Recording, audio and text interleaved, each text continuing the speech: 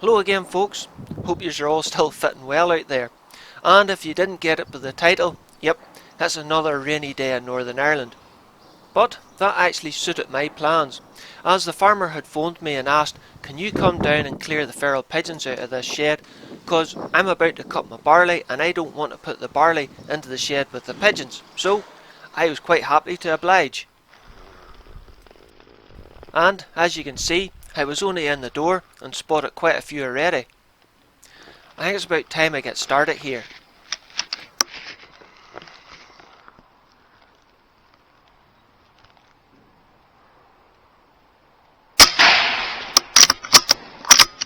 I'm not exactly sure what happened, but I was having magazine problems. So I took the magazine out of the rifle before I double loaded it and took the next shot with just the pellet in the chamber. Then reinserted the magazine again for the next shot. Did I not just shoot you?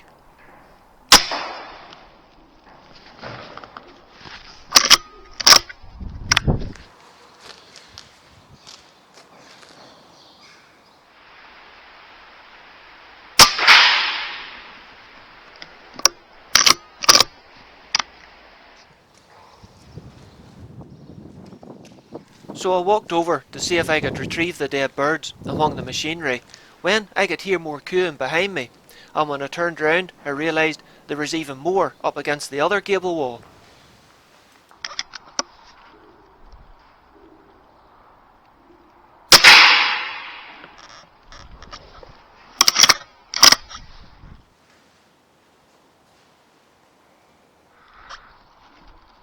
Need to be careful here, don't want to hit that electrical conduit.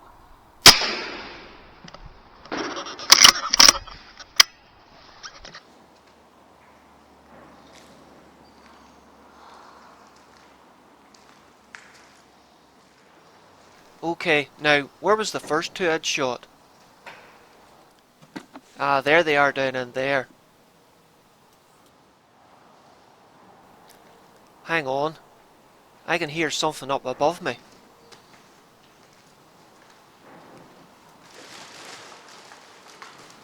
Ah, one of the first birds that I'd spotted up against the gable wall had nipped in behind one of the steel beams to get out of the road once the shooting had started. But at this angle, I can just about see it. That was a good hidey spot, but it should have stayed quiet.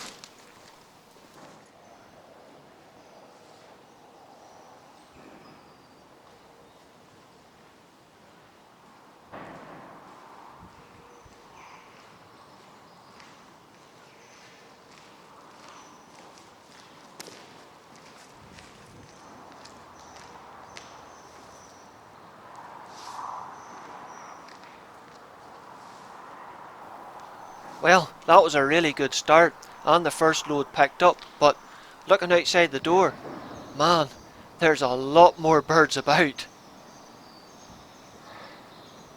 I've never seen as many as this about the sheds before.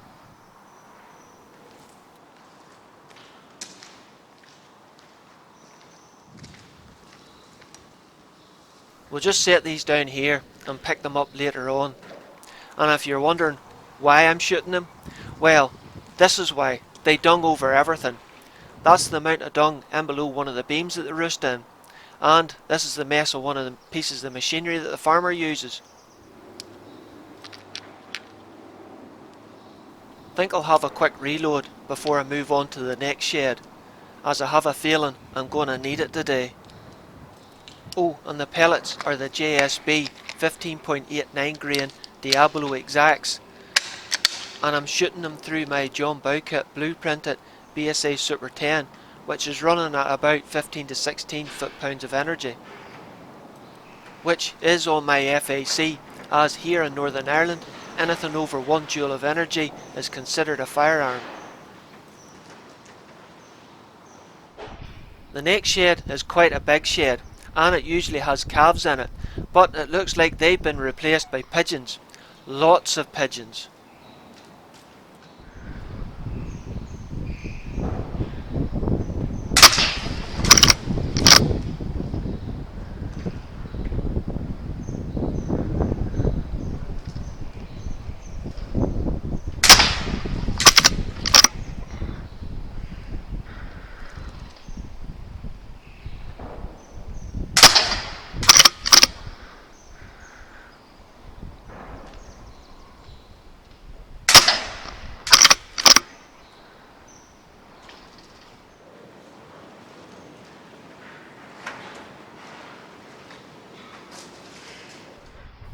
The rest of the birds all moved to the back of the shed, which is a good 55-60 yards away, which is a wee bit too far for me, so I decided to work my way through the other sheds and see if I could get closer.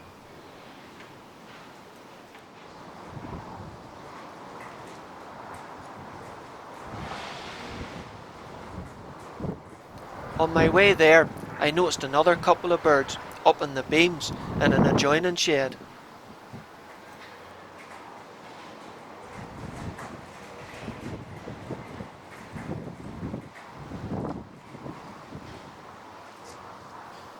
The first one was probably about 25 yards away, sitting up in a nest. I don't know how many birds I have actually shot out of this same nest over the years.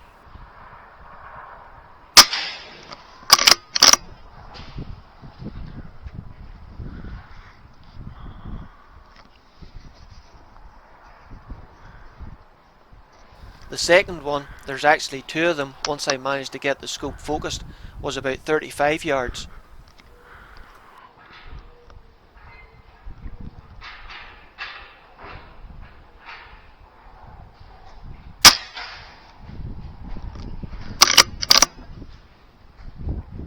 The second bird flew round and landed up on one of the beams, but from where I was, all I could see was its tail.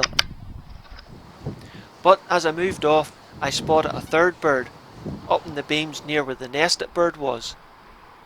It wasn't giving me much of a target, plus I was struggling with glare, something I always seem to have problems with in these sheds. But after moving to the other end of the gate, I could finally see enough of it just to squeeze a shot into the chest.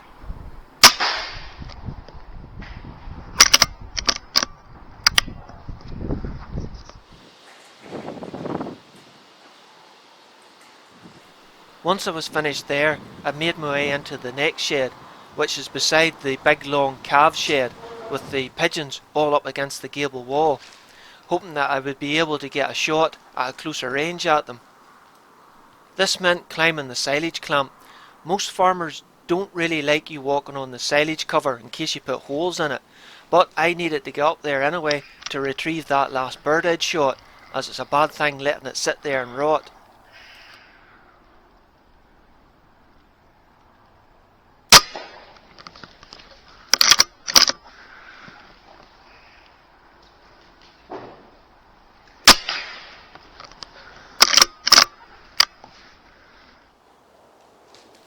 And of course, once you start shooting them at one end of the shed, they all fly to the other end of the shed.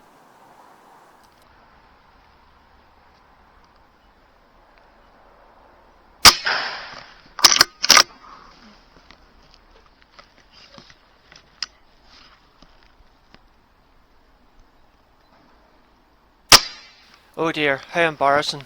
I'm empty again. Well, after a quick reload, I got back at it.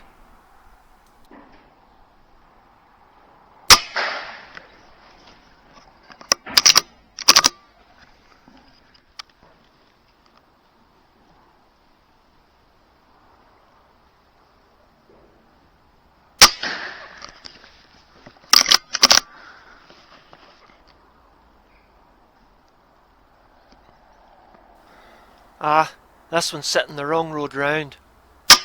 Thankfully though, at this fairly close range, it had the same desired effect.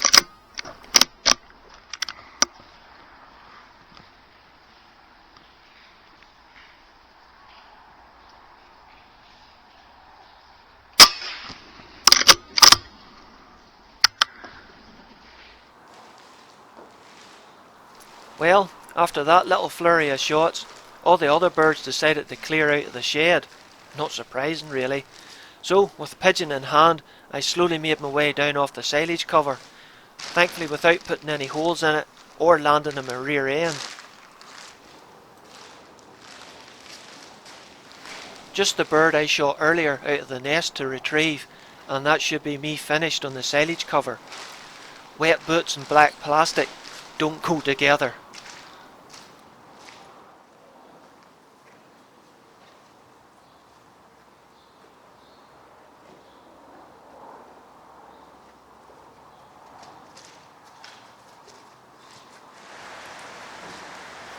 With the sheds more or less all cleared of pigeons, I decided to have a look at the cattle shed, as there was quite a few jackdaws in it earlier.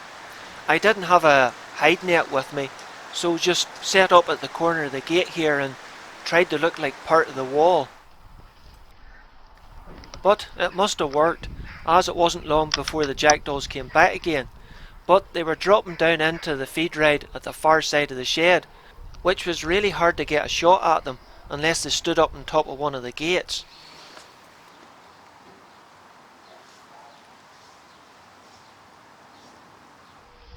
Thankfully though, one of them lingered around too long for its own good. I think it might have actually seen me at the end. Not that it done it much good though.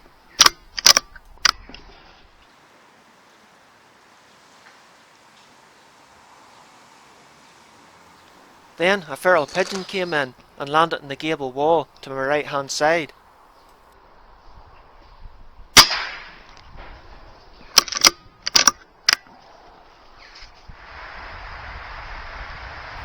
This jackdaw was playing a bit of peekaboo behind the beam,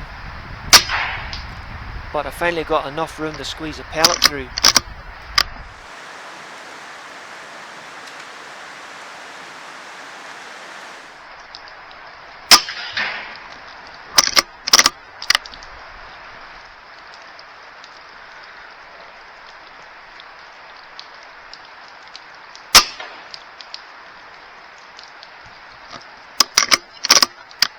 The pigeons and jackdaws aren't the only one that can cause problems in the sheds. These starlings can descend in the droves. Unfortunately, somebody decided to put them on the protected list in Northern Ireland at the start of the year.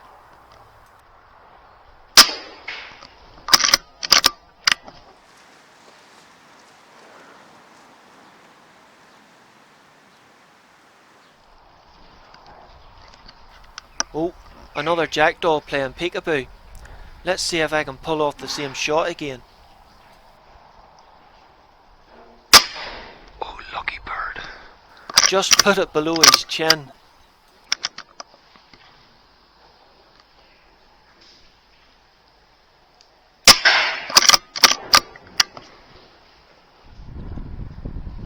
Somebody asked me quite a while ago, why do the farmers string the water pipes up so high in the sheds? Well, this is why. If the cattle can reach them, they'll lick, chew and pull at them till they break them, which could end up flooding out the shed before the farmer ever finds the fault. But while I was admiring the cattle's determination to reach those pipes, I heard a flap of wings to my left hand side.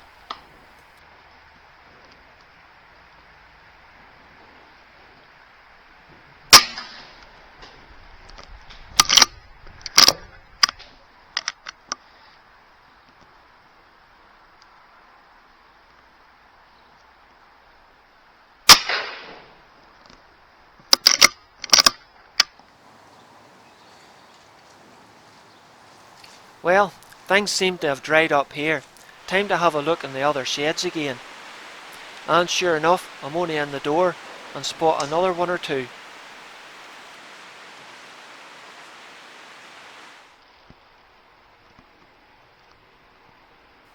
Did I not take one out of that nest earlier?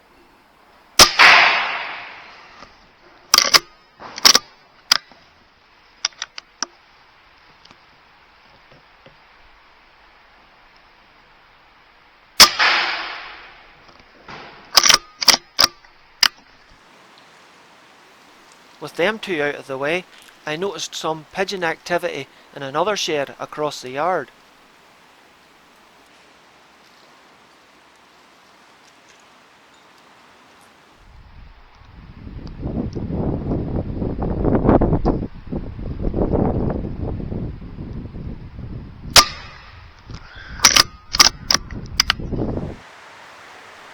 So, with that one down, I decided to brave the rain and go over to see if there's any more in that shed.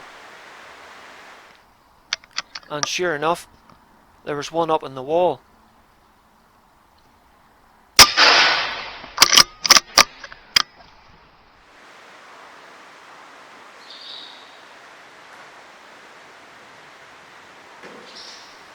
I'm rarely in this shed, as there usually isn't any pigeons in it, but this seems to be the exception.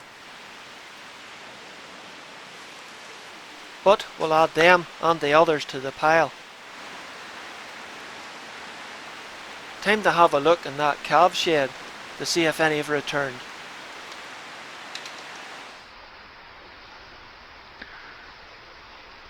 And yep, quite a few actually.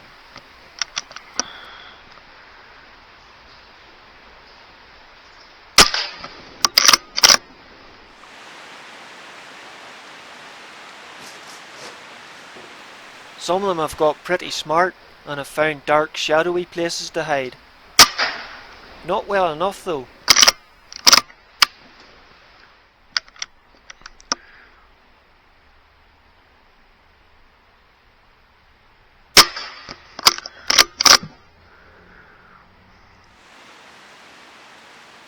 There's one at the back, quite further than the rest, so I decided to ping it with a rangefinder.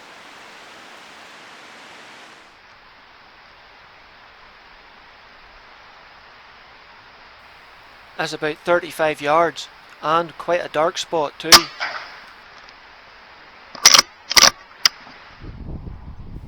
This one tried to hide in the glare of the skylight. Didn't work. I think I can just about get a safe shot at this one without damaging the perspex.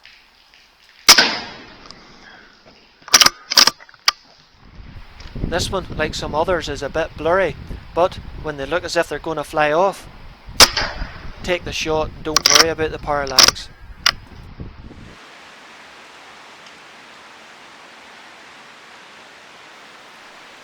Well, that certainly scattered the rest of them. All there's left to do now is the lovely job of walking around and picking them up out of the calf clabber.